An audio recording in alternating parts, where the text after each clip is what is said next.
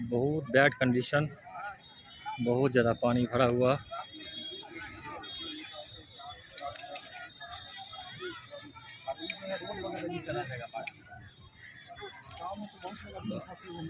गाँव में तो बहुत पानी होगा। गाँव के अंदर इतना पानी नहीं है।